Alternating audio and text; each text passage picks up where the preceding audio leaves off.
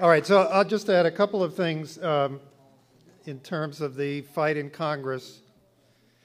When you're fully mobilized, banging your head against the wall, how do you know when it's about to crack and fall apart? It helps to know what it's made of. That's one point of it.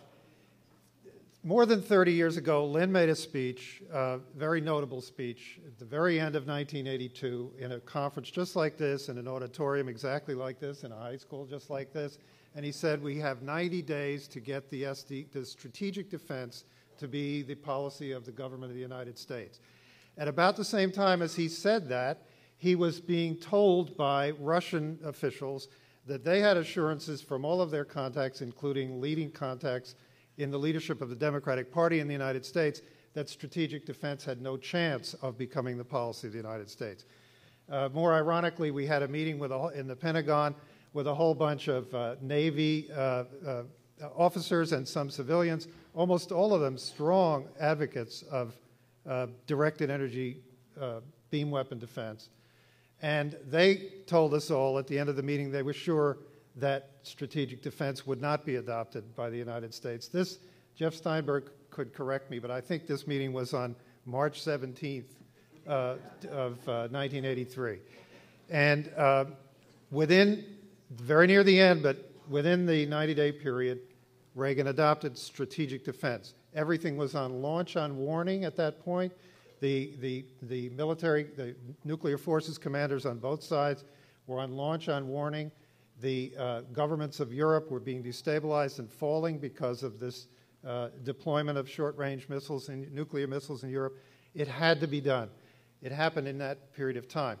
Where do we stand on Glass-Steagall now? Lynn, with the, as you know, through a national leaflet that we put out with the Cyprus, the reignition of the Eurozone banking crisis in full bore, it put out a statement that Glass-Steagall had to be done now. It had to become policy of the United States, whatever other nations did in the interim, policy of the United States now. Interestingly, just as he was saying that, Politico, which is widely read inside the Beltway D.C. newspaper, came out with an article, Why D.C. Won't Break Up the Banks Yet. Quote, there is virtually no chance any significant piece of legislation will pass Congress that could meaningfully reduce the size or restrict the activities of the nation's biggest banks. There is nothing on the horizon likely to satisfy those who say the biggest banks, led by, and they name them, continue to pose a systemic threat to the U.S. economy. Here's why. The White House has no desire to reopen any part of Dodd-Frank and believes too big to fail will soon be a closed chapter. I'll come back to this in a minute. But all I want to say is they're merely repeating what the National Public Radio the week before had a little special in which they said that they showed $350 million were spent in the 1998 congressional election cycle in order to repeal Glass-Steagall. That amount of money is being spent now continuously, and probably multiples of it, by Wall Street, by the City of London, and if you count Obama's campaign fund, it's in the billions, to make sure that Glass-Steagall cannot be adopted.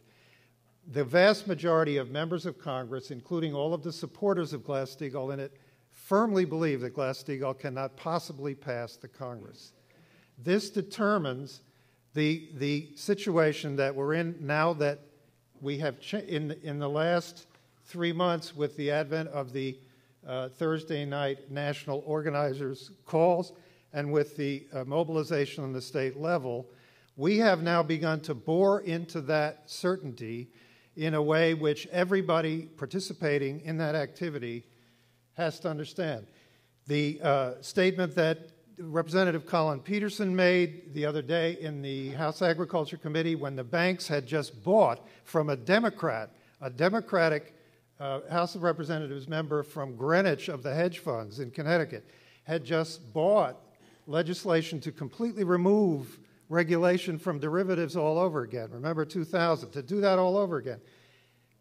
Representative Peterson made a kind of like in a Verdi opera, a maledizione, in the middle, and said, This will haunt you. You will regret this. And we found that this remark that he made has really resonated all over the Congress since he made it, that you have on the side of the Senate no fewer than a dozen who are tiptoeing around, senators who are tiptoeing around that glass which says, in case of emergency, break, and take out Glass-Steagall. They're tiptoeing around it. They're asking us, their staffs, ask us in the meetings what the others of them are doing. Representative Jackson had the experience of this in a meeting yesterday, and in all of the meetings that he did, he was taken with absolute seriousness as the author of a bipartisan move in Alabama to get the Alabama representatives and senators to do this. So they're tiptoeing around it, and they are all convinced that it cannot pass. I had a relatively lengthy conversation with one of them yesterday who totally supports Glass-Steagall, who said he is absolutely convinced it cannot pass. He had other things to say which indicated that the wall, which is made of money, Wall Street money, and which comes from the White House and the Treasury, that wall is breaking down. But this is what we are battling against. You're doing it in the states in a way which is actively changing this situation. One representative actually offered direct collaboration to one of the delegations that came in at the end of this past week, he in Washington, them back in the state, in order to get the state's delegation as a whole onto Glass-Steagall. This is what you can do, and the way they're doing it in South Dakota, particularly where every move they make, they also get it covered. And since the delegation from South Dakota that got that pass has been here, there have been 2 different letters in the press in Sioux Falls saying a delegation of patriots is now in Washington fighting for Glass-Steagall. Back them up. Call your, right? So